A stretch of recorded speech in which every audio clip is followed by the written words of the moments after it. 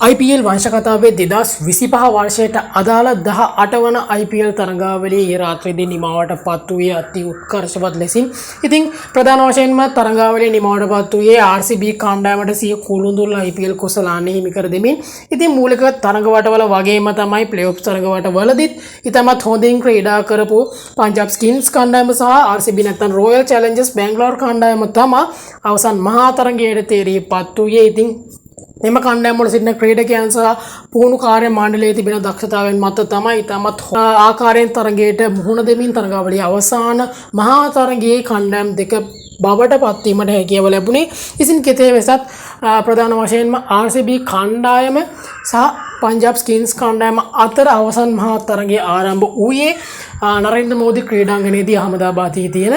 ඉතින් ප්‍රධාන වශයෙන්ම වර්ෂාවත් සමග තරග ආරම්භයේ මදක් ප්‍රමාද වුවත් අති උත්කර්ෂවත් ලෙසින් අවසාන මහා තරගයේ ආරම්භ වුණා. ඉතින් ඒ වගේම තමයි ප්‍රධාන වශයෙන්ම කාසිවාසී දිනෝෂියස් අයියර් ප්‍රමුඛ පංජාබ් ස්කින්ස් කණ්ඩායම ප්‍රථමයෙන් පන්දුවට පහර දීමට RCB කණ්ඩායමට ආරාධනා කළා. ඉතින් නියමිත පන්දු වාර 20 නිමා කරේ RCB කණ්ඩායම ලකුණු 190කට කඩලු 6ක් දැවී ඉතින් පිළිතුරින්ම ක්‍රීඩා කිරීමට පිටියට පැමිණි පංජාබ් ස්කින්ස් කණ්ඩායමට ඉතාමත් අවාසනාවන්ත ලෙස ලකුණු 184ක් පමණයි රැස් කර ගැනීමට හැකියාව ලැබුණේ නියමිත පන්දු වාර 20 නිමා වන විට. ඉතින් ඉතාමත් හොඳින් තරගකාරී ගැනීමක් ක්‍රීඩා කර අවසන් භාගයේදී පංජාබ් ස්කින්ස් ක්‍රීඩකයන් නමුත් කෙසේ වෙතත් ඔවුන්ට RCB කණ්ඩායම අභිබවා යෑමට නැත්නම් ඔවුන්ගේ ලකුණු ප්‍රමාණය අභිබවා යෑමට නොහැකි වීමත් සමගම මෙවර 18 වන IPL තරඟාවලියේ IPL ශූරයින් ලෙස පිදුම් ලැබීමට RCB කණ්ඩායමට නැත්නම් රොයල් චැලෙන්ජර්ස් බැංගලෝර් කණ්ඩායමට හැකියාව ලැබුණා. ඉතින් ප්‍රධාන වශයෙන්ම ශ්‍රී ලංකා කණ්ඩායම නැත්නම් ශ්‍රී ලංකාව නියෝජනය කරමින් RCB කණ්ඩායමේ සිටින නුවන් තුෂාර පමණයි. ඉතින් ඔහු අවසන් තරගයට ක්‍රීඩා නොකලත්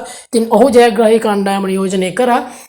ඉතින් IPL තරඟාවලියේ නිමාවට පත් වෙලා ඔවුන්ට තෑගි ප්‍රධාන උත්සවයේදී ඉතාමත් විශිෂ්ට කාරණයක් සිද්ධ වුණා. ඒ තමයි ප්‍රධාන වශයෙන්ම RCB කණ්ඩායමේ හිටපු ඉතාමත් සුපිරි ක්‍රිකට් ක්‍රීඩකයන් ක්‍රිස් ගේල් සහ AB ඩිවිලියර්ස් යන ක්‍රීඩකයන් පවා ඔවුන් කණ්ඩායමේ ගෙන්නුවා. මොකද ඒ කුසලානේ ලබා ගන්න අවස්ථාවේදී AB ඩිවිලියර්ස් සහ ක්‍රිස් ගේල් සහ විරාට් කොහ්ලි යන දෙදෙනා තමයි කුසලානේ ලබා ගත්තේ. ඉතින් ඒ වගේම තමයි ප්‍රධාන වශයෙන්ම තෑගි ප්‍රධාන උත්සවයේදී ශ්‍රී ලාංකීය ක්‍රීඩක කමිතු මෙන්ඩිසට IPL මෙම තරඟ වාරයේ විශිෂ්ටතම උඩපන්දුවරක ගැනීමටද ඔහුට කුසලානයක් හිමි වුණා.